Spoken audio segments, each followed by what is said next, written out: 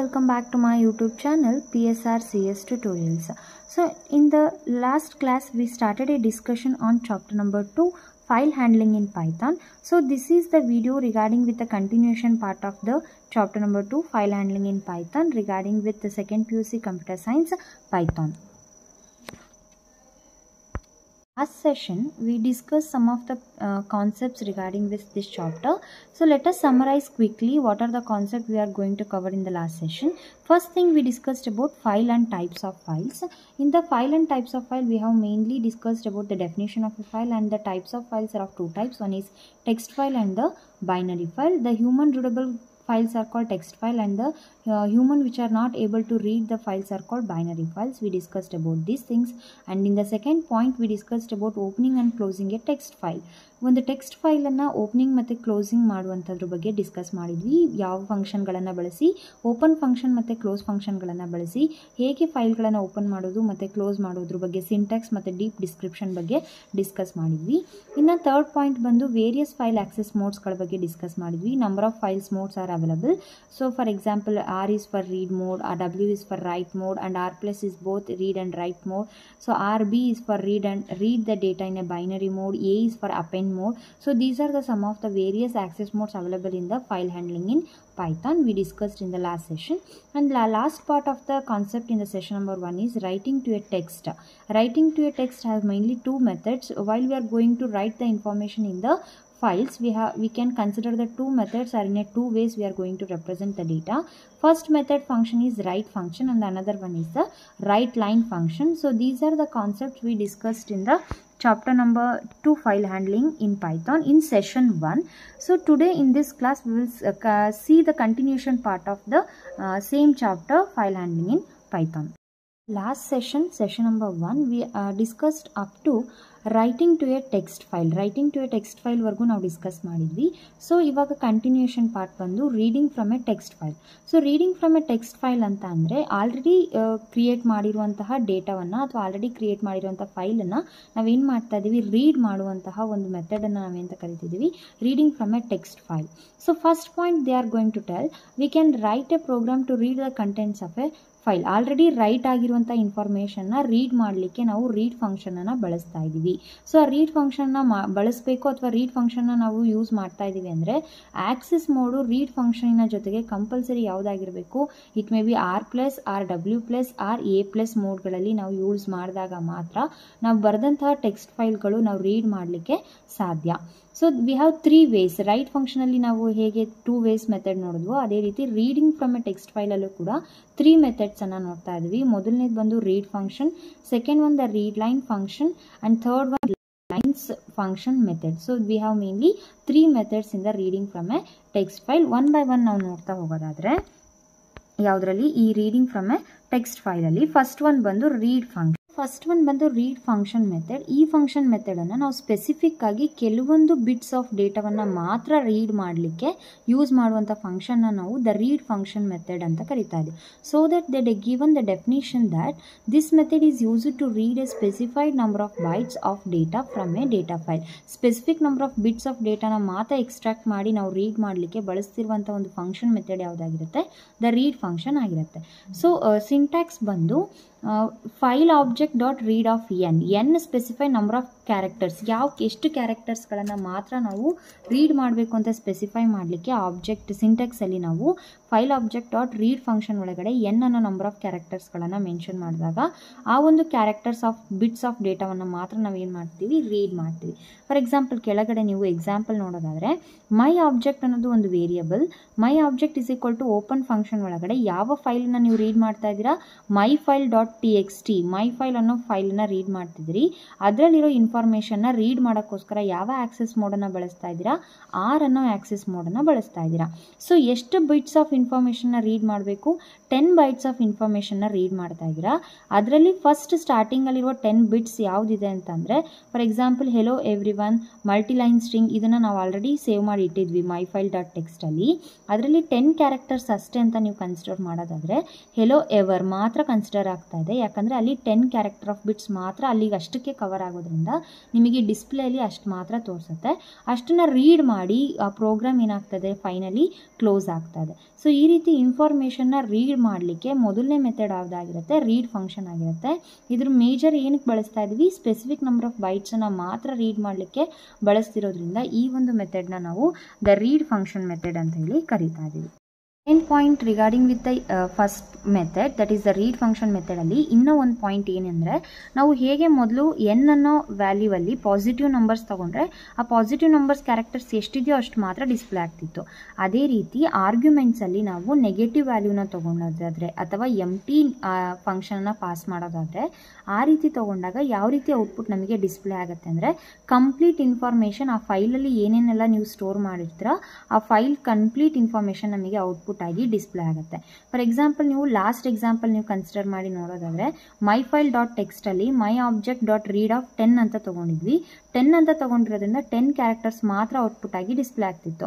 ನೀವು ಈ ಎಕ್ಸಾಂಪಲನ್ನು ಕನ್ಸಿಡರ್ ಮಾಡಿ ನೋಡೋದಾದರೆ print of my object dot read of ಫಂಕ್ಷನಲ್ಲಿ ಎಂಟಿ ಫಂಕ್ಷನ್ನ ಪಾಸ್ ಮಾಡಿದ್ದೀವಿ, ಯಾವುದೇ ರೀತಿ ಆರ್ಗ್ಯುಮೆಂಟನ್ನು ಪಾಸ್ ಮಾಡಿಲ್ಲ ಅಥವಾ ನೆಗೆಟಿವ್ ವ್ಯಾಲ್ಯೂಸನ್ನು ಪಾಸ್ ಮಾಡಿಲ್ಲ.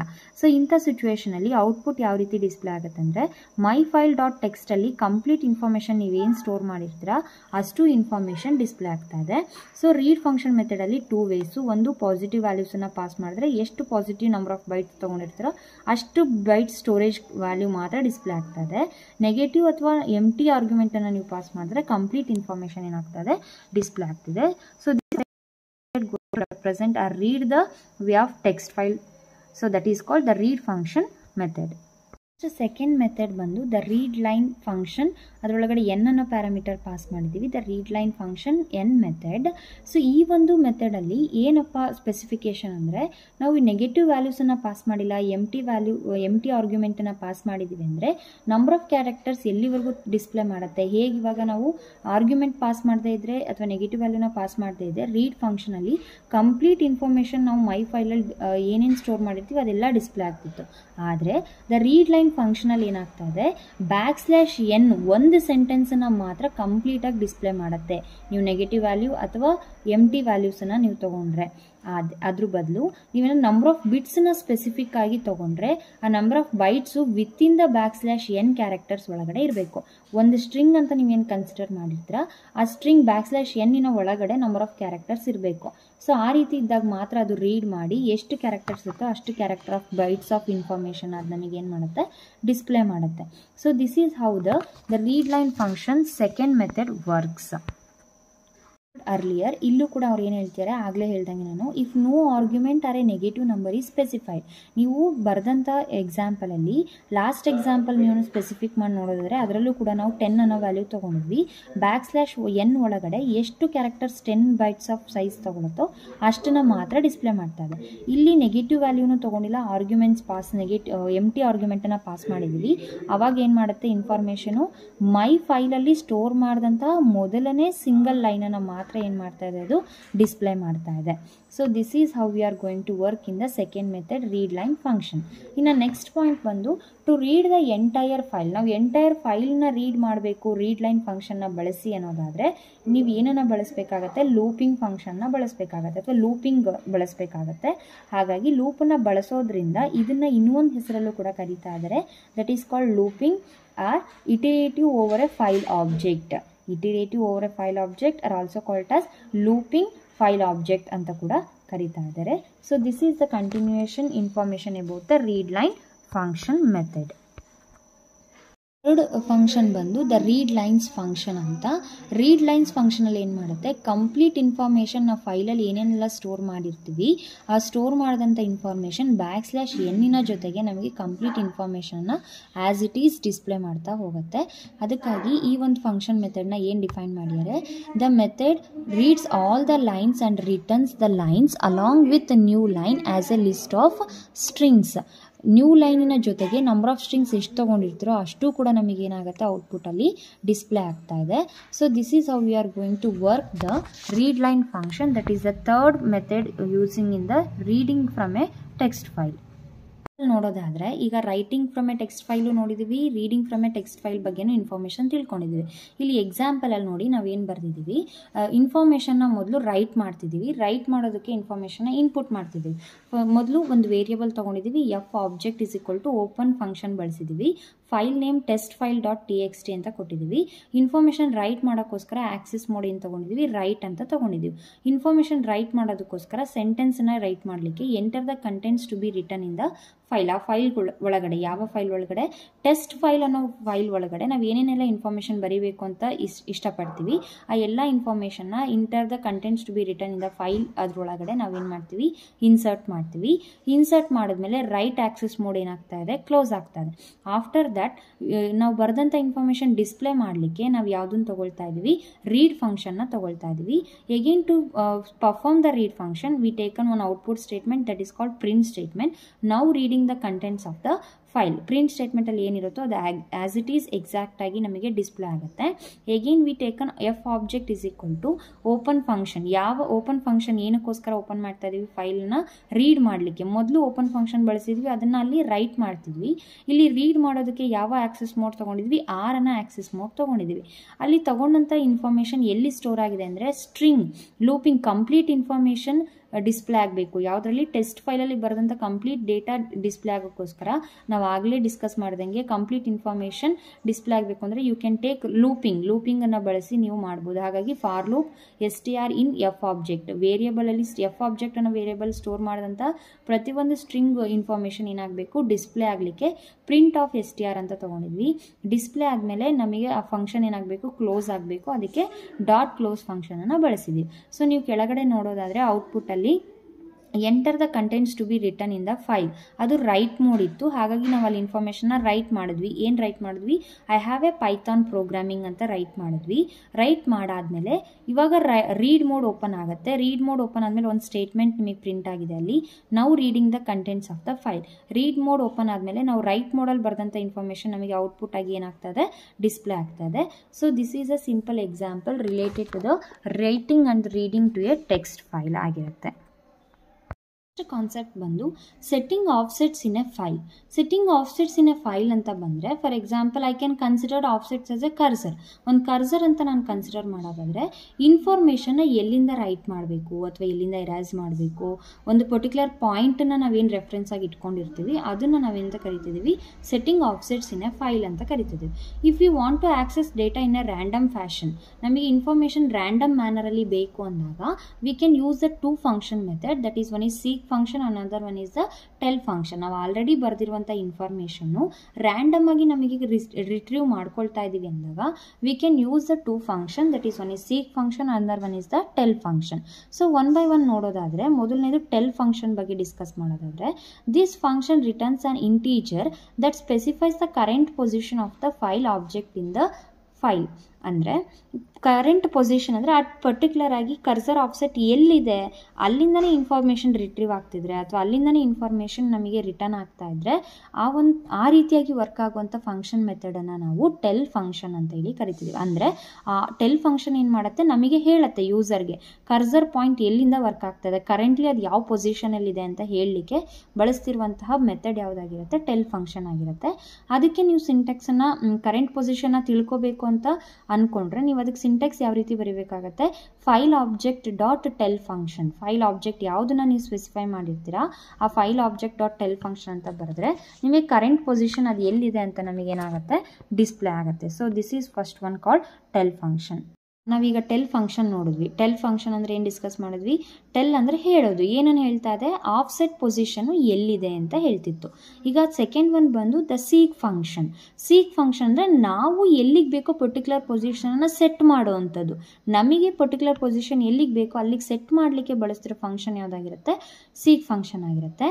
ಅದಕ್ಕೆ ಅವ್ರು ಏನು ಹೇಳ್ತಿದ್ದಾರೆ definition, this method is used to position the file object at a particular position in a file. ಒಂದು ಪರ್ಟಿಕ್ಯುಲರ್ ಫೈಲಲ್ಲಿ ನಮಗೆ ಎಲ್ಲಿ ಪೊಸಿಷನ್ ಬೇಕೋ ಅಲ್ಲಿ ನಾವು ಪಾಯಿಂಟರ್ನ ಸೆಟ್ ಮಾಡ್ಕೊಳ್ಳೋದಕ್ಕೆ ದ ಸೀಕ್ ಫಂಕ್ಷನ್ನ ಬಳಸ್ಕೋಬೋದು. ಸೊ ಸೀಕ್ ಫಂಕ್ಷನ್ನ ಬರ್ಕೊಳ್ಳೋದಕ್ಕೆ ಸಿಂಟ್ಯಾಕ್ಸ್ ಏನಾಗಿರುತ್ತೆ, file object dot seek function offset reference point. Reference point ಅಂದರೆ ನಮಗೆ ಒಂದು ಪೊಸಿಷನ್ ಬೇಕಲ್ವಾ, ಬಿಗಿನಿಂಗ, ಮಿಡಲ್ ಅಥವಾ ಎಂಡ್ ಅಂಥೇಳಿ. ಸೊ ಆ ಪರ್ಟಿಕ್ಯುಲರ್ ರೆಫರೆನ್ಸ್ ಪಾಯಿಂಟನ್ನು ಮೆನ್ಷನ್ ಮಾಡಲಿಕ್ಕೆ ರೆಫರೆನ್ಸ್ ಪಾಯಿಂಟನ್ನು ಆರ್ಗ್ಯುಮೆಂಟನ್ನು ಪಾಸ್ ಮಾಡ್ತಾ ಇದ್ದೀವಿ. ವೇರ್ ಆಫ್ಸೆಟ್ ಅಂದರೆ ಏನಿಲ್ಲಿ, it is the number of bytes by which the file object is to be moved. Cursor ಎಷ್ಟು ನಂಬರ್ ಆಫ್ ಬೈಟ್ಸ್ ಆದಮೇಲೆ ಮೂವ್ ಆಗಬೇಕು, ಸೊ ಅದನ್ನು ನಾವು ಸ್ಪೆಸಿಫೈ ಮಾಡಲಿಕ್ಕೆ ಆಫ್ಸೆಟ್ ಅನ್ನೋ ಕೀವರ್ಡನ್ನು ತೊಗೊಂಡಿದ್ದೀವಿ. ರೆಫರೆನ್ಸ್ ಪಾಯಿಂಟ್ ಅಂದರೆ ಸ್ಟಾರ್ಟಿಂಗ್ ಪೊಸಿಷನ್, ಆ ಕರ್ಸರ್ ಯಾವ ಪಾಯಿಂಟಲ್ಲಿ ನಿಂತ್ಕೋಬೇಕು ಅಂತ ಹೇಳಲಿಕ್ಕೆ ನಾವು ಏನು ವ್ಯಾಲ್ಯೂನ ಅಸೈನ್ ಮಾಡ್ತೀವಿ, that is called reference point. ಈ ರೆಫರೆನ್ಸ್ ಪಾಯಿಂಟಲ್ಲಿ ಬಂದು 3 ಟೈಪ್ಸ್ ಇದೆ. ಒಂದು 0, ಮತ್ತೊಂದು 1, ಮತ್ತೊಂದು 2 ಅಂತ ಹೇಳಿ. 0 ಅಂತ ನಾವೇನಾದ್ರು ರೆಫರೆನ್ಸ್ ಪಾಯಿಂಟಲ್ಲಿ ಕೊಟ್ಟರೆ ಇದು ಕರ್ಸರ್ ಪಾಯಿಂಟ್ ಎಲ್ಲಿಂದ ಸ್ಟಾರ್ಟ್ ಆಗುತ್ತೆ, ಬಿಗಿನಿಂಗ್ ಆಫ್ ದ ಫೈಲಿಂದ ಸ್ಟಾರ್ಟ್ ಆಗುತ್ತೆ. ಇನ್ ಕೇಸ್ ನಾನು ರೆಫರೆನ್ಸ್ ಪಾಯಿಂಟ್ 1 ಅಂತ ಕೊಟ್ಟರೆ it will starts at the current position, ಎಲ್ಲಿ ಸ್ಟಾಪ್ ಆಗಿತ್ತು ಅಥವಾ ಎಲ್ಲಿ ಕರ್ಸರ್ ಇತ್ತು, ಪಾಯಿಂಟರ್ ಇತ್ತು, ಅಲ್ಲಿಂದನೇ ಸ್ಟಾರ್ಟ್ ಆಗುತ್ತೆ. ಅಥವಾ ನಾನು ಏನಾದರೂ 2 ಕೊಟ್ಟರೆ at the end of the file, last at the end of the ಫೈಲಿಂದ ಏನಾಗ್ತದೆ, ಸ್ಟಾರ್ಟ್ ಆಗ್ತದೆ. ನಾನು ಯಾವುದೂ ಕೊಟ್ಟಿಲ್ಲ, ಯಾವ ವ್ಯಾಲ್ಯೂಸು ಕೊಟ್ಟಿಲ್ಲ, 0 ಕೊಟ್ಟಿಲ್ಲ, 1 ಕೊಟ್ಟಿಲ್ಲ, 2 ಕೊಟ್ಟಿಲ್ಲ, ಆದರೂ ಕೂಡ ಸೀಕ್ ಫಂಕ್ಷನ್ ತೊಗೊಂಡಿದ್ದೀನಿ ಅಂತಂದರೆ ಬೈ ಡಿಫಾಲ್ಟ್ ಆಗಿ ಸಿಸ್ಟಮು ಯಾವ ವ್ಯಾಲ್ಯೂನ ತೊಗೊಳ್ತಾ ಇದೆ, 0 ಅನ್ನೋ ವ್ಯಾಲ್ಯೂನ ತೊಗೊಳ್ತಾ ಇದೆ. ಅದಕ್ಕೋಸ್ಕರ ಏನು ಹೇಳ್ತಾರೆ, by default the value of reference point will be at 0. by default ಆಗಿ ರೆಫರೆನ್ಸ್ ವ್ಯಾಲ್ಯೂ ಎಷ್ಟಿರುತ್ತೆ, 0 ಇರುತ್ತೆ ಅಂತ ಹೇಳಿ ಹೇಳ್ತಾರೆ. ಇದಿಷ್ಟು information related to seek function method ಆಗಿರುತ್ತೆ. Example related to seek function and tell function. ಒಂದೇ ಪ್ರೋಗ್ರಾಮಲ್ಲಿ ಸೀಕ್ ಫಂಕ್ಷನ್ ಮತ್ತು ಟೆಲ್ ಫಂಕ್ಷನ್ ಹೇಗೆ ವರ್ಕ್ ಆಗುತ್ತೆ ಅಂತೇಳಿ ಹೇಳ್ತಿದ್ದಾರೆ. ಫಸ್ಟ್ ಏನು ಮಾಡಿದ್ವಿ, ಇನ್ಫಾರ್ಮೇಷನ್ನ ಇನ್ಪುಟ್ ಮಾಡ್ಕೊಂಡಿದ್ದೀವಿ, ಅಂದರೆ ರೀಡ್ ಮಾಡ್ಕೊಳ್ಳೋಕ್ಕೆ. ಫಸ್ಟ್ ಆಲ್ರೆಡಿ ಒಂದು ಫೈಲನ್ನು ಕ್ರಿಯೇಟ್ ಮಾಡಿದ್ವಿ, that is called my file. My ಫೈಲಲ್ಲಿ ನಿಮಗೆ ನೆನಪಿದ್ರೆ ನಾವು ಆಲ್ರೆಡಿ ಏನು ಇನ್ಫಾರ್ಮೇಷನ್ ತೊಗೊಂಡಿದ್ವಿ, hello everyone, multiline string ಮತ್ತು ದಿಸ್ ಈಸ್ ಥರ್ಡ್ ಲೈನ್, ಈ ರೀತಿ 3 ಲೈನ್ಸನ್ನು ಇನ್ಪುಟ್ ಮಾಡ್ಕೊಂಡಿದ್ವಿ, ಅಂದರೆ ರೈಟ್ ಮಾಡ್ಕೊಂಡಿದ್ವಿ. ಈಗ ಅದನ್ನು ರೈಟ್ ಮೋಡಲ್ಲಿ ಓಪನ್ ಮಾಡೋದಕ್ಕೆ ಆಕ್ಸಿಸ್ ಮೋಡ್ R+ ಅಂತ ತೊಗೊಂಡಿದ್ದೀವಿ. str is equal to file object or read function. ನಾವು ಇನ್ಫಾರ್ಮೇಷನ್ನ ರೀಡ್ ಮಾಡ್ತಾ ಇದ್ದೀವಿ. ಎಲ್ಲಿಂದ ರೀಡ್ ಮಾಡ್ತಾ ಇದ್ದೀವಿ, we taken the seek function as 0. Seek function ಒಳಗಡೆ 0 ಅಂತ ತೊಗೊಂಡಿದ್ವಿ. ಬಿಗಿನಿಂಗಿಂದ ರೀಡ್ ಮಾಡಬೇಕು, ಇದೇನು ಹೇಳುತ್ತೆ, ಬಿಗಿನಿಂಗಿಂದ ಇನ್ಫಾರ್ಮೇಷನ್ ರೀಡ್ ಆಗಬೇಕು. After that we taken a print statement. Now the file object is at the beginning of the file. ಇವಾಗ ಬಿಗಿನಿಂಗ್ ಆಫ್ ದ ಫೈಲ್ ಇದೆ ಅಂತ ಅಂದರೆ tell me the value. Tell ಫಂಕ್ಷನಲ್ಲಿ ಏನು ಹೇಳ್ತಾ ಇದ್ದೀವಿ, ಲಾಸ್ಟಲ್ಲಿ ನೀವು ನೋಡಿ ಫೈಲ್ ಆಬ್ಜೆಕ್ಟ್ ಡಾಟ್ ಟೆಲ್ ಫಂಕ್ಷನನ್ನು ಬಳಸಿದ್ವಿ. File object dot tell function ಏನು ಹೇಳ್ತಾ ಇದೆ ಕೆಳಗಡೆ, ಆ ಟೆಲ್ ಫಂಕ್ಷನ್ ಎಲ್ಲಿದೆಯೋ ಅಲ್ಲಿಂದ seek position 10th number of ಬೈಟ್ಸಿಗೆ ಏನಾಗಬೇಕು, ಮೂವ್ ಆಗಬೇಕು ಅಂತ ಹೇಳಿ ಹೇಳ್ತಾ ಇದ್ದಾರೆ. ನೆಕ್ಸ್ಟು ಪ್ರಿಂಟ್ ಸ್ಟೇಟ್ಮೆಂಟಲ್ಲಿ ಏನಾಗ್ತಾ ಇದೆ, we are moving 10th byte position from the beginning of the file. Beginning position first read ಫಂಕ್ಷನಲ್ಲಿ ಏನು ತೊಗೊಂಡ್ವಿ, 0 ತೊಗೊಂಡ್ವಿ. ಸೀಕ್ ಆಫ್ 10 ಅಂದರೆ ಫೈಲ್ ಪೊಸಿಷನ್ 0 ಇಂದ ಸ್ಟಾರ್ಟ್ ಆಗಬೇಕು. 0 ಆದಮೇಲೆ 10 ಬೈಟ್ಸ್ ಏನಾಗಬೇಕು, ಕರ್ಸರ್ ಪಾಯಿಂಟರು ಮೂವ್ ಆಗಬೇಕು ಅಂತ ಹೇಳಿ ನಾವು ಏನು ಮಾಡ್ತಾ ಇದ್ದೀವಿ, ಹೇಳ್ತಾ ಇದ್ದೀವಿ. ಅದಾದಮೇಲೆ ಪ್ರಿಂಟ್ ಸ್ಟೇಟ್ಮೆಂಟಲ್ಲಿ the position of the file object is at. ಈಗ ಮೂವ್ ಆದಮೇಲೆ ಅಟ್ ಪೊಸಿಷನ್ ಎಲ್ಲಿದೆ ಇವಾಗ ಎಕ್ಸಾಕ್ಟ್ ಆಗಿ ಅನ್ನೋದಕ್ಕೆ ನಮಗೆ ಔಟ್ಪುಟ್ ಸ್ಟೇಟ್ಮೆಂಟಲ್ಲಿ ವ್ಯಾಲ್ಯೂನ ಅದೇನು ಮಾಡುತ್ತೆ, ಟೆಲ್ ಫಂಕ್ಷನ್ನು ಡಿಸ್ಪ್ಲೇ ಮಾಡುತ್ತೆ. str is equal to file object dot read function. ಸ್ಟ್ರಿಂಗಿನ ವ್ಯಾಲ್ಯೂ ಆಬ್ಜೆಕ್ಟ್ ರೀಡ್ ಮಾಡಿಕೊಂಡು ನಮಗೆ ಔಟ್ಪುಟ್ಟಲ್ಲಿ ಏನು ಮಾಡುತ್ತೆ, ಅದು ರೀಡ್ ಮಾಡಿದ ಇನ್ಫಾರ್ಮೇಷನ್ನ str ಅನ್ನೋ ವೇರಿಯಬಲಲ್ಲಿ ಸ್ಟೋರ್ ಮಾಡಿಟ್ಟಿರುತ್ತೆ. ಡಿಸ್ಪ್ಲೇ ಮಾಡಲಿಕ್ಕೆ ನಾವು ಪ್ರಿಂಟ್ ಸ್ಟೇಟ್ಮೆಂಟ್ನ ತೊಗೊಂಡು ಡಿಸ್ಪ್ಲೇ ಮಾಡ್ತಾ ಇದ್ದೀವಿ. ಸೊ ಇದಿಷ್ಟು ಇನ್ಪುಟ್ ಆಗಿರುತ್ತೆ ಯಾವುದ್ರದ್ದು, example program for seek function and the tell function. ನೋಡಿ ಔಟ್ಪುಟ್ಟಲ್ಲಿ ನೋಡಿ ಫಸ್ಟ್ ಏನು ಮಾಡಿದ್ವಿ, ಮೈ ಫೈಲ್ ಡಾಟ್ txt ಅಂತ ತೊಗೊಂಡಿದ್ವಿ. ಮೈ ಫೈಲಲ್ಲಿ ಇನ್ಫಾರ್ಮೇಷನ್ ಏನೇನು ತೊಗೊಂಡಿದ್ವಿ, hello everyone, writing multiline strings, this is the third line, ಇದಿಷ್ಟು ಇನ್ಫಾರ್ಮೇಷನ್ ಇನ್ಕ್ಲೂಡ್ ಮಾಡಿದ್ವಿ. ಇನಿಷಿಯಲಿ 0th ಪೊಸಿಷನಲ್ಲಿ ಸ್ಟಾರ್ಟ್ ಮಾಡಿದಾಗ ಫೈಲ್ ಆಬ್ಜೆಕ್ಟ್ ವ್ಯಾಲ್ಯೂ ಎಷ್ಟಿದೆ, 67 ಇದೆ. The position of the file object, whole file object value ಎಷ್ಟಿದೆ, 67 ಇದೆ. ಬಿಗಿನಿಂಗಿಗೆ ಬಂದಾಗ ವ್ಯಾಲ್ಯೂ ಎಷ್ಟಿರುತ್ತೆ, 0 ಇರುತ್ತೆ. 10th ಪೊಸಿಷನ್ನ ನಾವು ರೀಚ್ ಆದಮೇಲೆ ಯಾವ್ದು ಬರ್ತಾ ಇದೆ, YONE. ನೀವು ಪ್ರೀವಿಯಸ್ ಎಕ್ಸಾಂಪಲ್ಸನ್ನು ಗಮನಿಸಿದ್ರೆ ಸೀಕ್ ಫಂಕ್ಷನ್ ಆಫ್ 10 ಅಂತ ಕೇಳಿದ್ರೆ ನಮ್ಗೆ ಏನು ಬರ್ತಿತ್ತು, ಹೆಲೋ ಎವರ್ ಅಂತ ಬರ್ತಿತ್ತು. ಹೆಲೋ ಎವರ್ ಅಂದರೆ 10th ಕರ್ಸರ್ ಪಾಯಿಂಟ್ ಎಲ್ಲಿಗೆ ನಿಂತಿದೆ, ಹೆಲೋ ಎವರ್ 10th ಪೊಸಿಷನಲ್ಲಿ ನಿಂತಿತ್ತು. 10th ಆದಮೇಲೆ ಯಾವ್ದು ಬರ್ತದೆ, ಹೆಲೋ ಎವ್ರಿ ಒನ್ಗೆ YONE. ನೆಕ್ಸ್ಟ್ ಸೀಕ್ವೆನ್ಸ್ ಆಫ್ ಬೈಟ್ಸ್ನ ಅದೇನು ಮಾಡ್ತಾ ಇದೆ, ಡಿಸ್ಪ್ಲೇ ಮಾಡ್ತಾ ಇದೆ. YONEಗೆ ಯಾಕೆ ಸ್ಟಾಪ್ ಆಗಿದೆ ಅಂತಂದರೆ ಅಲ್ಲಿ \n, ಅಲ್ಲಿ ಒಂದು ಲೈನ್ ಏನಾಯಿತು, ಕಂಪ್ಲೀಟ್ ಆಯಿತು. ನೆಕ್ಸ್ಟ್ ಲೈನ್ ವ್ಯಾಲ್ಯೂಸ್ ಏನಾಗ್ತದೆ, same as it is complete values display ಆಗ್ತದೆ. Writing multiline strings, this is the third line. Complete function ಏನಾಗ್ತಾ ಇದೆ, ಅಲ್ಲಿ ರೀಡ್ ಆಗ್ತಾ ಇದೆ. ಸೊ ಈ ರೀತಿ ಸೀಕ್ ಫಂಕ್ಷನ್ ಮತ್ತು ಟೆಲ್ ಫಂಕ್ಷನ್ ಮಾಡುತ್ತೆ, ನಮಗೆ ಇನ್ಫಾರ್ಮೇಷನ್ನ ಡಿಸ್ಪ್ಲೇ ಮಾಡುತ್ತೆ, ಹೇಳುತ್ತೆ ಇಲ್ಲಿಗೆ ಕರ್ಸರ್ ಪಾಯಿಂಟರ್ ಇದೆ, ಇದಿಷ್ಟು ಇನ್ಫಾರ್ಮೇಷನ್ನು ಅಂತ. ಆದರೆ ಸೀಕ್ ಪಾಯಿಂಟರು ನಾವು ಪಾಯಿಂಟರ್ನ ಸೆಟ್ ಮಾಡಲಿಕ್ಕೆ ಯೂಸ್ ಮಾಡ್ತಿರೋ ಫಂಕ್ಷನ್ ಯಾವುದು? Seek function. So this is the application or information related to the seek function and the tell function ಆಗಿರುತ್ತೆ. ನೆಕ್ಸ್ಟ್ ಕಾನ್ಸೆಪ್ಟ್ ಬಂದು creating and traversing a text file. Creating and traversing a text ಫೈಲಲ್ಲಿ ನಾವು ಎರಡನ್ನ sub concepts ಆಗಿ ನೋಡೋದಾದರೆ, ಮೊದಲನೇ concept ಬಂದು sub concept creating a file and writing a data. Creating a file and writing a data ಅಂತ ಹೇಳಿದ್ರೆ, ನೀವು ಈಗ ಸ್ಟ್ಯಾಕ್ ಕ್ಯೂ ಚಾಪ್ಟರ್ಗಳನ್ನು ನೀವು ಆಲ್ರೆಡಿ ನೋಡಿದರೆ, ಸ್ಟ್ಯಾಕ್ ಚಾಪ್ಟರ್ನ ಆಲ್ರೆಡಿ ಅಪ್ಲೋಡ್ ಮಾಡಿದ್ದೀನಿ ನನ್ನ ಯೂಟ್ಯೂಬ್ ಚಾನಲಲ್ಲಿ, ಅದನ್ನು ನೋಡಿದರೆ ಕ್ರಿಯೇಟಿಂಗ್ ಅನ್ನೋ ಫಂಕ್ಷನ್ ಏನಕ್ಕೆ ಬಳಸ್ತಿದ್ದೀವಿ? ಒಂದು ಹೊಸದಾದ ಫೈಲ್ನ ಕ್ರಿಯೇಟ್ ಮಾಡಬೇಕು ಅಂದರೆ ಕ್ರಿಯೇಟಿಂಗ್ ಎ ಫೈಲ್ ಫಂಕ್ಷನ್ನ ಬಳಸ್ತೀವಿ. ಕ್ರಿಯೇಟ್ ಮಾಡಬೇಕು ಅಂತ ಅಂದಾಗ ಯಾವ ಫಂಕ್ಷನ್ ಬೇಕು? We have to use open function. Open ಫಂಕ್ಷನ್ನ ಬಳಸಿ ಹೊಸದಾದಂಥ ಒಂದು ಫೈಲ್ ಡೇಟಾವನ್ನು ಯೂಸ್ ಮಾಡ್ತಿದ್ದೀವಿ, ಹೊಸದಾದ ಫೈಲ್ ಡೇಟಾವನ್ನು ಕ್ರಿಯೇಟ್ ಮಾಡ್ತಿದ್ವಿ ಅಂದರೆ that is called creating a file and writing the data. To create a text file we use the open function method and provide the file name and the mode. ಹೊಸದಾಗಿ create ಆಗಿರೋ ಫೈಲಿಗೆ ನಾವು ಹೊಸದಾಗಿ ನೇಮನ್ನು ಕೊಡ್ತೀವಿ. ಆ ಥರ ಕೊಡಬೇಕು ಅಂದರೆ ಓಪನ್ ಫಂಕ್ಷನ್ನ ಬಳಸ್ತಿದ್ದೀವಿ. If the file already already ಒಂದು ಫೈಲ್ ಎಕ್ಸಿಸ್ಟ್ ಇದೆ, ಸೇಮ್ ನೇಮಿಂದ ಆಲ್ರೆಡಿ ಎಕ್ಸಿಸ್ಟ್ ಇದೆ ಅಂದರೆ ಓಪನ್ ಫಂಕ್ಷನಲ್ಲಿ ಡಿಪೆಂಡಿಂಗ್ ಅಪಾನ್ ದ ಮೋಡ್, ನಾವು ಯಾವ ಮೋಡನ್ನು ಬಳಸಿದ್ದೀವಿ ಅನ್ನೋದ್ರ ಮೇಲೆ ಡಿಪೆಂಡ್ ಆಗಿ ರೈಟ್ ಮೋಡ್ ಬಳಸ್ತಿದ್ದೀವ ಅಥವಾ ಎ ಅಂದರೆ ಅಪೆಂಡ್ ಮೋಡ್ ಬಳಸ್ತಿದ್ದೀವ. ರೈಟ್ ಮೋಡ್ ಏನಾದರೂ ಬಳಸಿದ್ದೀವಿ ಅಂತ ಅಂದರೆ ಸೇಮ್ ನೇಮಲ್ಲಿ ಕಂಪ್ಲೀಟ್ ಇನ್ಫಾರ್ಮೇಷನ್ ಏನಾಗುತ್ತೆ? ಡಿಲೀಟ್ ಆಗುತ್ತೆ. ಹೊಸದಾಗಿ ಅದೇ ನೇಮಲ್ಲಿ ಎಂಟಿ ನಮ್ಮ ಫೈಲ್ ಏನಾಗುತ್ತೆ? ನಮಗೆ ರಿಟರ್ನ್ ಆಗುತ್ತೆ. ಅದನ್ನೇ ನಾನೇನಾದರೂ ಸೇಮ್ ಫೈಲ್ ನೇಮ್ ಇದ್ದು ಆಕ್ಸಿಸ್ ಮೋಡ್ ಎ ಅಂತ ಬಳಸಿದ್ರೆ ಸೇಮ್ ಪ್ರೀವಿಯಸ್ಲಿ ಏನು ಇನ್ಫಾರ್ಮೇಷನ್ ಇರುತ್ತೆ ಆ ಇನ್ಫಾರ್ಮೇಷನ್ ಕಂಪ್ಲೀಟ್ ಹಾಗೇ ಇರುತ್ತೆ. ಅಪ್ಡೇಟ್ ಮಾಡ್ತೀವಿ, ಸೇಮ್ ಇನ್ಫಾರ್ಮೇಷನ್ಗೆ ಎಕ್ಸ್ಟ್ರಾ ಅಡಿಷ್ನಲ್ ಇನ್ಫಾರ್ಮೇಷನ್ನ ಅಪ್ಡೇಟ್ ಮಾಡ್ತಾ ಹೋಗ್ತೀವಿ. ಯಾವಾಗ? ಆಕ್ಸಿಸ್ ಮೋಡು ನಾನು ಎ ಅಂತ ತೊಗೊಂಡಾಗ ಸೇಮ್ ಫೈಲ್ ನೇಮಿಗೆ ಆಕ್ಸೆಸ್ ಮೋಡ್ ಡಬ್ಲ್ಯೂ ಅಂತ ತೊಗೊಂಡ್ರೆ ನಾನು ಏನು ಮಾಡೋಕ್ಕಾಗಲ್ಲ, ಇನ್ಫಾರ್ಮೇಷನ್ ಆ್ಯಡ್ ಮಾಡೋಕ್ಕಾಗಲ್ಲ. ಅದೇ ಫೈಲ್ ನೇಮ್ ಏನಾಗುತ್ತೆ? ನಮಗೆ ಎಂಟಿ ನ್ಯೂ ಫೈಲ್ ಆಗಿ ರಿಟರ್ನ್ ಆಗುತ್ತೆ.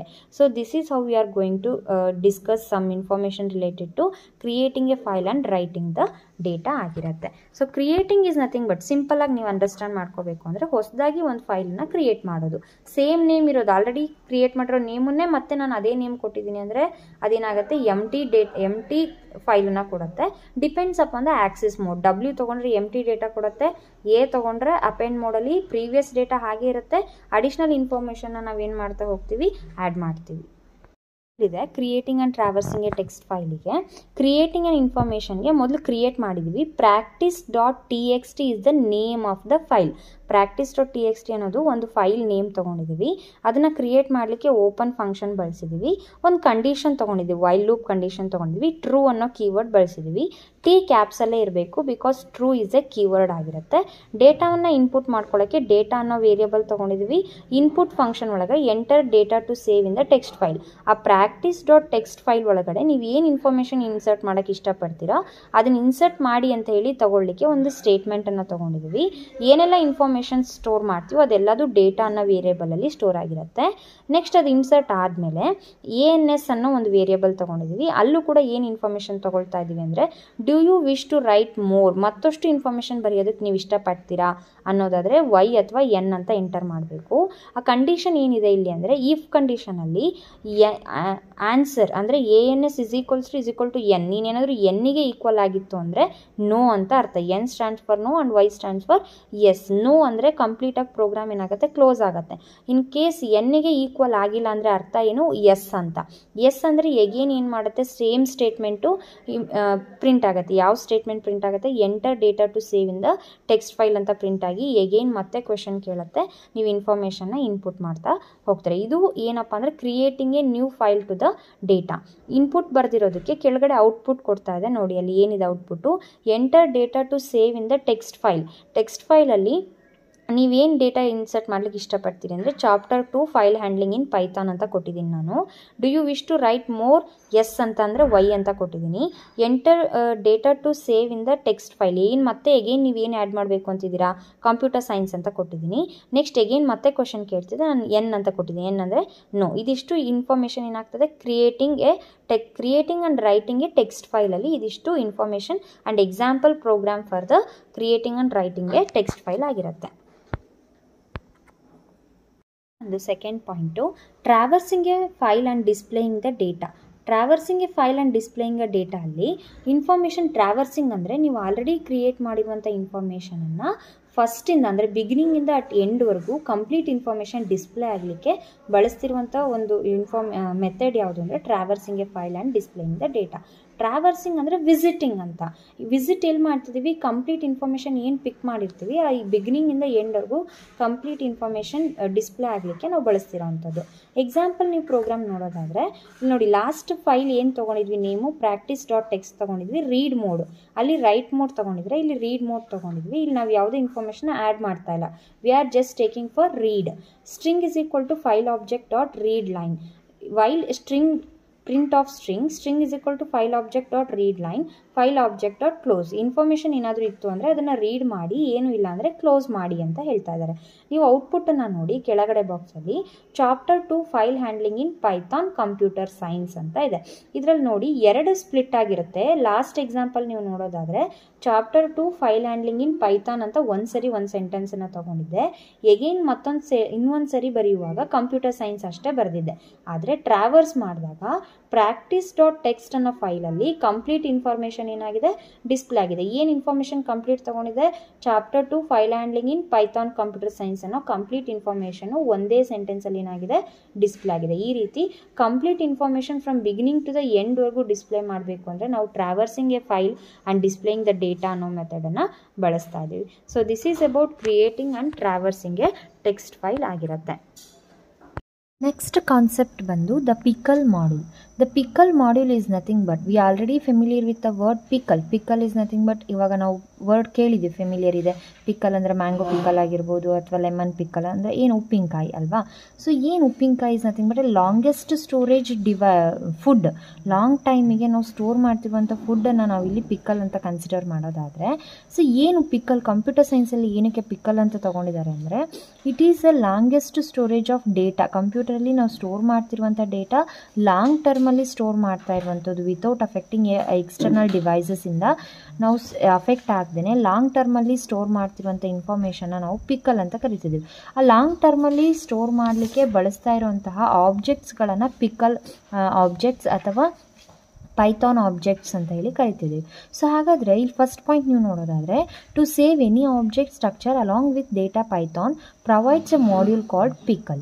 ಸೊ ಒಂದು ಆಬ್ಜೆಕ್ಟ್ಸ್ಗಳನ್ನು ಒಂದು ವೇ ಆಫ್ ಸ್ಟ್ರಕ್ಚರಲ್ಲಿ ಇನ್ಫಾರ್ಮೇಷನ್ನ ಸ್ಟೋರ್ ಮಾಡ್ತಾ ಇದ್ದೀವಿ ಅಂದರೆ that is we called the pickle module ಅಂತ ಕರಿತಾ ಇದ್ದಾರೆ. ಅದನ್ನು ಸ್ಟೋರ್ ಮಾಡಲಿಕ್ಕೆ ಬಳಸ್ತಿರುವಂತಹ ಪೈಥಾನ್ ಆಬ್ಜೆಕ್ಟ್ಸ್ಗಳು ಯಾವ್ದು ಅಂದರೆ list, dictionary, string, tuple, etcetera ಇವೆಲ್ಲವನ್ನೂ ನಾವು ಆಬ್ಜೆಕ್ಟ್ಸ್ ಆಫ್ ಪೈಥಾನ್ ಅಂತ ಕರಿತಾ ಇದ್ದೀವಿ. ಸೊ ಇವುಗಳನ್ನು ಬಳಸಿ, ಅವುಗಳನ್ನು ಲಿಸ್ಟ್, ಡಿಕ್ಷನರಿ, ಸ್ಟ್ರಿಂಗ್, ಟಪಲ್, ಎಕ್ಸೆಟ್ರಾಗಳನ್ನು ಬಳಸಿ ನಾವು ಇನ್ಫಾರ್ಮೇಷನ್ನ ಲಾಂಗ್ ಟರ್ಮಲ್ಲಿ ಸ್ಟೋರ್ ಮಾಡ್ತಾ ಹೋದರೆ that is we called the pickle module. The module pickle is used for serialising and deserialising any Python object structure. ನಾವು ಪೈಥಾನ್ ಆಬ್ಜೆಕ್ಟ್ಗಳನ್ನು ಬಳಸಿ ನಾವು ಇನ್ಫಾರ್ಮೇಷನನ್ನು ಆರ್ಗನೈಸ್ಡ್ ವೇಯಲ್ಲೂ ಸ್ಟೋರ್ ಮಾಡ್ಬೋದು, ಅನ್ಆರ್ಗನೈಸ್ಡ್ ವೇಯಲ್ಲೂ ಸ್ಟೋರ್ ಮಾಡ್ಬೋದು. ಸೊ ಆರ್ಗನೈಸ್ಡ್ ವೇಯಲ್ಲಿ ಸ್ಟೋರ್ ಆಗ್ತಾ ಇದ್ರೆ that is called serialising, unorganised ವೇಯಲ್ಲಿ ಸ್ಟೋರ್ ಆಗ್ತಾ ಇದ್ರೆ that is called ಸೀರಿಯಲೈಸಿಂಗ್. We are storing the information for A long term, that is the concept is called as the pickle module. So next one is called serialization. It is the process of transforming data or any object in memory to a stream of bytes called byte streams. So here we are going to store the information in a one way of organizing manner. Organised ವೇಯಲ್ಲಿ ಇನ್ಫಾರ್ಮೇಷನನ್ನು bit by bit ನಾವು sequence ಆಗಿ store ಮಾಡ್ತಾ ಇದ್ದೀವಿ computer ಮೆಮೊರಿಯಲ್ಲಿ. Such type of method is called as a serialisation. ಹಾಗಾಗಿ serialisation is also called as the process of serialisation is also called as pickling. Pickling ಅಂತ ಕೂಡ ಕರಿತಾ ಇದ್ದೀವಿ ಯಾವುದನ್ನು, ಸೀರಿಯಲೈಸೇಷನ್ ಅನ್ನೋ ಒಂದು ಕಾನ್ಸೆಪ್ಟನ್ನು ಅಂತ ಹೇಳಿ ಹೇಳ್ತಾ ಇದ್ದಾರೆ. ಕಾನ್ಸೆಪ್ಟ್ ಬಂದು deserialisation. It is an inverse or opposite word to the serialisation. ಸೀರಿಯಲೈಸೇಷನಲ್ಲಿ ಏನು ಮಾಡ್ತಾ ಇದ್ವಿ, ಆರ್ಗನೈಸ್ಡ್ ವೇಯಲ್ಲಿ ಇನ್ಫಾರ್ಮೇಷನ್ ಸ್ಟೋರ್ ಮಾಡ್ತಿದ್ರೆ ಡಿಸೀರಿಯಲೈಸೇಷನಲ್ಲಿ opposite to the inverse is nothing but opposite. ಅಲ್ಲಿ ಆರ್ಗನೈಸ್ಡ್ ಆಗಿದ್ರೆ ಇಲ್ಲಿ ಅನ್ಆರ್ಗನೈಸ್ಡ್ ವೇಯಲ್ಲಿ ಇನ್ಫಾರ್ಮೇಷನ್ನ ಕಂಪ್ಯೂಟರ್ ಮೆಮೊರಿಯಲ್ಲಿ ಪೈಥಾನ್ ಆಬ್ಜೆಕ್ಟನ್ನು ಬಳಸಿ ಸ್ಟೋರ್ ಮಾಡ್ತಾ ಇದ್ವಿ. ಹಾಗಾಗಿ this is called as deserialisation and hence deserialisation is also called as unpickling. Because serialisation is called pickling, it is an opposite process of serialization, hence it is called as unpickling. So another concept we have in the Python module, pickle module, we have again two functions. We are observing two methods or two functions. One is the dump function and another one is the load function. Pickle ಮಾಡ್ಯೂಲಲ್ಲಿ again ನಾವು ಎರಡು ರೀತಿಯಾದಂತಹ ಫಂಕ್ಷನ್ಸ್ಗಳನ್ನು ಗಮನಿಸ್ಬೋದು. ಒಂದು ಡಮ್ function ಆಗಿರುತ್ತೆ, ಮತ್ತೊಂದು load function ಆಗಿರುತ್ತೆ. ಸೊ ಪಿಕ್ಲಿಂಗ್ ನಾನು ಆಗಲೇ ಹೇಳ್ದಂಗೆ it is a method of preserving food items by placing them in some solution which increases the shelf life. Shelf life ಅಂದರೆ ಅದರದ್ದು ಡೇಸ್ ಆಫ್ ಯೂಸ್ ಮಾಡುವಂಥದ್ದನ್ನು ಜಾಸ್ತಿ ಮಾಡ್ತಾ ಹೋಗೋದು, ಲೈಫ್ ಟೈಮನ್ನು ಜಾಸ್ತಿ ಮಾಡ್ತಾ ಹೋಗೋದು. ಸೊ ಯಾವುದನ್ನು ಪ್ರಿಸರ್ವ್ ಮಾಡಿರ್ತೀವೋ ಅದನ್ನು ಲೈಫ್ ಟೈಮ್ ಜಾಸ್ತಿ ಮಾಡ್ತಾ ಹೋಗಲಿಕ್ಕೆ ಬಳಸ್ತಿರೋ ಒಂದು ಮೆಥಡನ್ನು ಪಿಕ್ಲಿಂಗ್ ಅಂತ ಕರಿತಾ ಇದ್ದೀವಿ. ಅದೇ ರೀತಿಯಲ್ಲಿ ನಾವು ಕಂಪ್ಯೂಟರ್ಲಿ ಇನ್ಫಾರ್ಮೇಷನ್ನ ಸ್ಟೋರ್ ಮಾಡ್ತಾ ಇರೋಂಥದ್ದನ್ನು ಲಾಂಗ್ ಟರ್ಮ್ ಆಗಿ ನಾವು ಸ್ಟೋರ್ ಮಾಡ್ತಾ ಇರೋದಕ್ಕೆ ಇಟ್ ಮೇ ಬಿ ಆರ್ಗನೈಸ್ಡ್ ಆಗಿರ್ಬೋದು ಅಥವಾ ಅನ್ಆರ್ಗನೈಸ್ಡ್ ಆಗಿರ್ಬೋದು, ಅದನ್ನು ಲಾಂಗ್ ಟರ್ಮ್ ಆಗಿ ನಾವು ಸೇವ್ ಮಾಡ್ತಾ ಇದ್ದೀವಿ. That is we call serialisation and the unserialisation, and it is called as pickling and the unpickling. In other words it is a methods to store food items for a later consumption. ನಾವು ಬೇರೆ long ಟರ್ಮಲ್ಲಿ ಬಳಸಲಿಕ್ಕೋಸ್ಕರ, ನಾವು ಬೇಕಾದಾಗ ಬಳಸಲಿಕ್ಕೋಸ್ಕರ ಹೇಗೆ ನಾವು ಫುಡ್ಡನ್ನು preserve ಮಾಡ್ತಾ ಹೋಗ್ತೀವೋ ಅಲ್ಲೂ ಕೂಡ ನಾವು ಹೇಗೆ ಪಿಕಲ್ ಅಂತ ಕರಿತೀವೋ ಇಲ್ಲಿ ಥಿಂಗ್ಸ್ಗಳನ್ನು ಅಥವಾ ಡೇಟಾಗಳನ್ನು ನಾವು ಪಿಕ್ಲಿಂಗ್ ಅಂತ ಹೇಳಿ ಕರಿತಾ ಇದ್ದೀವಿ. So this is about the serialization and the deserialization of the pickle module. Next concept is a dump function. The pickle module ಅಲ್ಲಿ two methods, ಒಂದು dump function ಮತ್ತೊಂದು load function. Dump function is used to write the objects in a binary file. ಇನ್ಫಾರ್ಮೇಷನ್ನ binary ಫೈಲಿಗೆ fill ಮಾಡಲಿಕ್ಕೆ use ಮಾಡ್ತಿರೋ ಒಂದು function ಯಾವುದಾಗಿರುತ್ತೆ ಅಂದರೆ dump function ಆಗಿರುತ್ತೆ. ಇನ್ಫಾರ್ಮೇಷನ್ನ ಬೈನರಿ ಫಾರ್ಮೆಟಲ್ಲಿ ಫಿಲ್ ಮಾಡಲಿಕ್ಕೆ ಬಳಸ್ತಿರುವಂಥ ಸಿಂಟ್ಯಾಕ್ಸ್ ಆಗಿರುತ್ತೆ ಏನು, dump function of data object file object. Data object ಮತ್ತು ಫೈಲ್ ಆಬ್ಜೆಕ್ಟನ್ನು ಬಳಸಿ ನಾವು ಇನ್ಫಾರ್ಮೇಷನನ್ನು ಫಿಲಪ್ ಮಾಡ್ತಾ ಇದ್ದೀವಿ.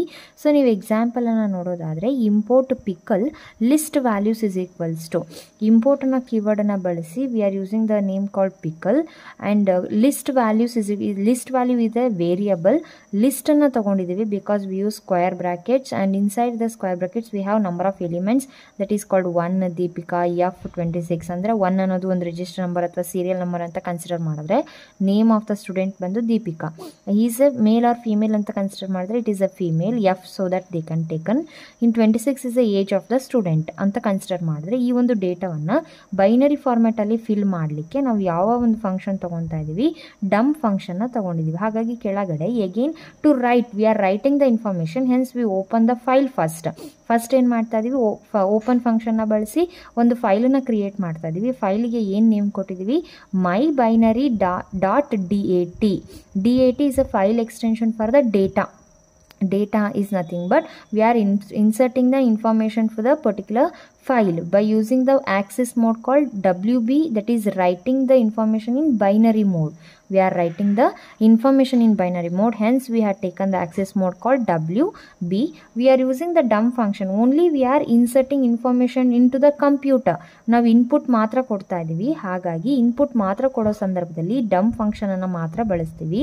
So that pickle dot dump of list values file object. ನಾವು ಏನು ಡಂಪ್ ಫಂಕ್ಷನ್ನ ತೊಗೊಂಡಿದ್ದೀವಿ ಪಿಕಲ್ ಮಾಡ್ಯೂಲಲ್ಲಿ ತೊಗೊತಾ ಇದ್ದೀವಿ. ಹಾಗಾಗಿ ಪಿಕಲ್ ಅನ್ನೋ ಒಂದು ವರ್ಡನ್ನು ಬಳಸಿ list values is A variable. ಅಂದರೆ ಲಿಸ್ಟ್ ವ್ಯಾಲ್ಯೂಸಲ್ಲಿರೋ ಎಲ್ಲ ಕಂಟೆಂಟು ಕೂಡ ಎಲ್ಲಿ ಸ್ಟೋರ್ ಆಗ್ತಾ ಇದೆ, ಫೈಲ್ ಆಬ್ಜೆಕ್ಟ್ ಅನ್ನೋ ವೇರಿಯಬಲಲ್ಲಿ ಸ್ಟೋರ್ ಆಗ್ತಾ ಇದೆ. ಸ್ಟೋರ್ ಆದಮೇಲೆ ಆಟೋಮ್ಯಾಟಿಕ್ಕಾಗಿ ಫೈಲ್ ಏನಾಗ್ತಾ ಇದೆ, ಕ್ಲೋಸ್ ಆಗ್ತಾ ಇದೆ. ಇದನ್ನು ನಾವು ಸಿಸ್ಟಮಲ್ಲಿ ನನಗೆ ಹೇಗೆ ಬೇರೆ ಕಡೆ ಎಲ್ಲ ಎಕ್ಸಾಂಪಲ್ಸನ್ನು ನಿಮಗೆ ಸ್ಕ್ರೀನ್ಶಾಟ್ ತೆಗೆದು ಅಪ್ಲೋಡ್ ಮಾಡಿದ್ದೀನಿ, ಇದೇ ಎಕ್ಸಾಂಪಲ್ಸನ್ನು ನಾವು ಸ್ಟೋರ್ ಮಾಡಿ ರನ್ ಮಾಡೋಕ್ಕೆ ಹೋದರೆ we cannot get any output. ನಮಗೆ ಇಲ್ಲಿ ಯಾವುದೇ ರೀತಿ ಔಟ್ಪುಟ್ ಬರಲ್ಲ, ಯಾಕಂದರೆ we are giving only input to the information, we are giving only input. ಹಾಗಾಗಿ we cannot expect any output from this example. Hence I directly give an example program here. So this is about the dump function. Concept or last function of the chapter is load function. ನಾವು dump function ಮತ್ತು load function ಎರಡು method ಅಂತ ಹೇಳಿದೆ ಅಲ್ವಾ pickle ಮಾಡ್ಯೂಲಲ್ಲಿ. ಹಾಗೆ second one ಬಂದು load function. Dump ಫಂಕ್ಷನ್ನ ಇನ್ಫಾರ್ಮೇಷನ್ ಇನ್ಸರ್ಟ್ ಮಾಡಲಿಕ್ಕೆ ನೀವು ನೋಡೋದಾದರೆ load function is an output ಆಗಿ ವರ್ಕ್ ಆಗುತ್ತೆ. Dump function you can consider it is an input and load function you can consider as an output. Because in load function this is method is used to read data from a binary file. We are going to read the information from the binary file. Store ಮಾಡಿರುವಂಥ binary ಇನ್ಫಾರ್ಮೇಷನ್ನ output ಆಗಿ ನಾವು ನೋಡ್ಬೋದು. ಹಾಗಾಗಿ ಇದನ್ನು ನಾವು load function ಅಂತ ಕರಿತಾ ಇದ್ದೀವಿ. ಇದನ್ನು ಬಳಸಲಿಕ್ಕೆ we have a syntax called store object is equal to load of file object. Store object ಅನ್ನೋ ಒಂದು ವೇರಿಯಬಲ್ ನೇಮನ್ನು ತೊಗೊಳ್ತಾ ಇದ್ದೀವಿ. ಆ ಸ್ಟೋರ್ ಆಗಿರುವಂಥ ಇನ್ಫಾರ್ಮೇಷನನ್ನು ಡಿಸ್ಪ್ಲೇ ಮಾಡಲಿಕ್ಕೆ we are using the load function. ನೀವು ಎಕ್ಸಾಂಪಲ್ ನೋಡೋದಾದರೆ ಸೇಮ್ ಎಕ್ಸಾಂಪಲನ್ನು ನಾವು ಪೈಥಾನ್ ಪ್ರೋಗ್ರಾಮಲ್ಲಿ ರನ್ ಮಾಡಿದಾಗ ಔಟ್ಪುಟ್ ಏನು ಬರ್ತಾ ಇದೆ, ನಾನು ಇನ್ಫಾರ್ಮೇಷನ್ ಏನು ಇನ್ಪುಟ್ ಕೊಟ್ಟಿದ್ದೆ ಲಿಸ್ಟಲ್ಲಿ ಅದೇ ಇನ್ಫಾರ್ಮೇಷನ್ನು ನಮಗೆ ಇಲ್ಲಿ ಲೋಡ್ ಆಗ್ತಾ ಇದೆ. ಮೈ ಬೈನರಿ ಡಾಟಲ್ಲಿ ನಾನು ಡಮ್ ಫಂಕ್ಷನಲ್ಲಿ ಇನ್ಫಾರ್ಮೇಷನ್ನ ಇನ್ಸರ್ಟ್ ಮಾಡಿದ್ವಿ. ಲಾಸ್ಟ್ ಸ್ಲೈಡನ್ನು ನೀವು ನೋಡಿದ್ರೆ ಈಗ ಲೋಡ್ ಫಂಕ್ಷನನ್ನು ಬಳಸ್ಕೊಂಡಾಗ ಇನ್ಫಾರ್ಮೇಷನ್ ನಾನು ಇನ್ಪುಟ್ಟಲ್ಲಿ ಎಲ್ಲೂ ಕೂಡ 1 ದೀಪಿಕಾ F26 ಅಂತ ಬರೆದಿಲ್ಲ. ಆದರೂ ಕೂಡ ಇನ್ಫಾರ್ಮೇಷನ್ ಎಲ್ಲಿ ಸ್ಟೋರ್ ಆಗಿದೆ, ಮೈ ಬೈನರಿ .dat ಅಲ್ಲಿ ಸ್ಟೋರ್ ಆಗಿದೆ. ಆ ಸ್ಟೋರ್ ಆಗಿದ್ದನ್ನು ಡಿಸ್ಪ್ಲೇ ಮಾಡಲಿಕ್ಕೆ ನಾವು ಲೋಡ್ ಫಂಕ್ಷನಲ್ಲಿ ಬರೆದಿದ್ದೀವಿ. ಅದು ಇವಾಗ ಆನ್ಸರ್ ಔಟ್ಪುಟ್ ಆಗಿ ನಮಗೆ ಇಲ್ಲಿ ಡಿಸ್ಪ್ಲೇ ಆಗಿದೆ. So this is about the pickle module. You just simply consider that dump function is an input and load function is an output. So this is all about the pickle module. So and this is the last concept of the chapter. ಇಲ್ಲಿಗೆ chapter number 2 file handling in Python complete ಆಗಿದೆ. I hope ಎಲ್ರಿಗೂ ಅರ್ಥ ಆಗಿದೆ, useful ಆಗಿದೆ ಅಂತ ಭಾವಿಸ್ತಾ, useful ಆಗಿದ್ರೆ, helpful ಆಗಿದ್ರೆ ದಯವಿಟ್ಟು ಒಂದು ಲೈಕ್ ಮಾಡಿ, ಶೇರ್ ಮಾಡಿ, ಸಬ್ಸ್ಕ್ರೈಬ್ ಮಾಡಿ ಮತ್ತು ಕಮೆಂಟ್ ಮಾಡಿ ಅಂತ ಹೇಳ್ತಾ ಥ್ಯಾಂಕ್ಸ್ ಫಾರ್ ವಾಚಿಂಗ್.